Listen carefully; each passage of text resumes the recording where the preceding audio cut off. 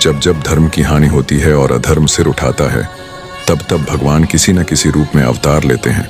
सतयुग, त्रेता, द्वापर और कलयुग, ये 4 युग चक्र के रूप में चलते हैं। आज हम जिस युग में हैं वह है कलयुग, जिसे पाप, अधर्म और अज्ञानता का युग कहा गया है। लेकिन क्या आप जानते हैं कि कलयुग की शुरुआत कैसे हुई, इसका अंत कैसे होगा और कल की अवतार कब प्रकट होंगे? इस रहस्यमयी विषय पर भविष्य पुराण, श्रीमद् भागवत महापुराण और विष्णु पुराण में कई बातें कही गई हैं, जिन पर आधारित यह गाथा आपके लिए प्रस्तुत है। कलयुग की शुरुआत कैसे हुई, आइए जानते हैं। महाभारत का युद्ध समाप्त हो चुका था। श्री कृष्ण ने जब अपना देह त्याग किया, उसी क्षण से कलयुग का आरंभ माना जाता है।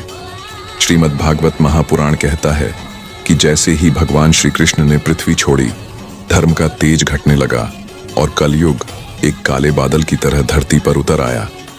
एक काला, विकराल, दुर्गंध युक्त पुरुष, हाथ में शराब का पात्र, आंखों में वासना का भयानक रूप, चारों ओर भ्रमण कर रहा था। वह धर्म और सत्य को ललकार रहा था। इस दृश्य को देखकर राजा परीक्षित ने उस पर प्रहार किया, लेकिन कलयुग ने शरण मांगी और कहा, मुझे भी एक स्थान दो, मैं भी ब्रह्मा जी की सृष्टि का भाग हूं। राजा परीक्षित ने उसे 4 स्थान दिए। 1, जहां जुआ होता है। 2, जहां शराब पी जाती है। 3, जहां वेश्यावृत्ति होती है। 4, जहां हिंसा होती है। कलयुग ने 5वां स्थान भी मांगा, स्वर्ण, सोना। परीक्षित ने मना किया, लेकिन फिर धर्म के आग्रह पर वह स्थान भी दे दिया गया। इसलिए कहा जाता है कि स्वर्ण के साथ कलयुग का प्रभाव अवश्य आता है।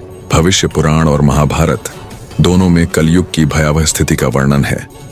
इसमें कहा गया है कि लोग केवल धन के लिए धर्म करेंगे, स्त्रियां अपने पतियों को त्याग कर किसी और के साथ रहेंगी, गुरु शिष्य से पैसे लेकर ज्ञान देंगे, ब्राह्मण केवल यज्ञ की फीस पर ध्यान देंगे, किसान का अन्न महंगा होगा लेकिन शराब सस्ती, राजा कर बढ़ाएंगे और प्रजा त्रस्त होगी, झूठ को सत्य माना जाएगा और सत्य बोलने वाला हंसी का पात्र बनेगा, धर्म केवल पोशाक बन जाएगा।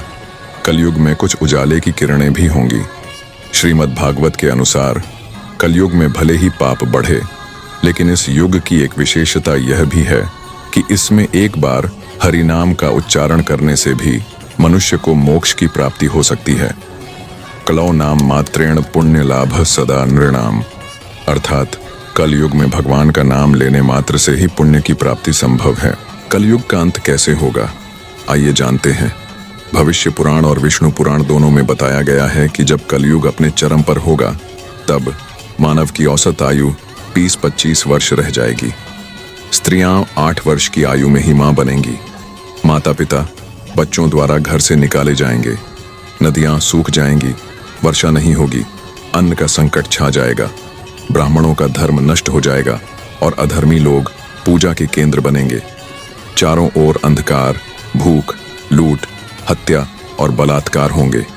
जब पृथ्वी पर पाप अपने चरम पर पहुंचेगा और धर्म का कोई नामो निशान नहीं रहेगा, तब कल की अवतार का आगमन होगा। कल की पुराण और भविष्य पुराण में विस्तार से वर्णन है कि भगवान विष्णु कल्कि के रूप में शंभल ग्राम में विष्णु यश नामक ब्राह्मण के घर जन्म लेंगे। उनके हाथ में तलवार होगी जो सूर्य की तरह चमकेगी। उनका वाहन एक श्वेत घोड़ा होगा जिसका नाम देवदत्त होगा। वे सबसे पहले अधर्मियों और भ्रष्ट शासकों का वध करेंगे। वे अराजकता को समाप्त कर एक नए सत्य युग का आरंभ करेंगे। भविष्य पुराण के अनुसार कलयुग की कुल अवधि 4,32,00,000 वर्षों की है। अब तक लगभग 5,000 वर्ष बीत चुके हैं।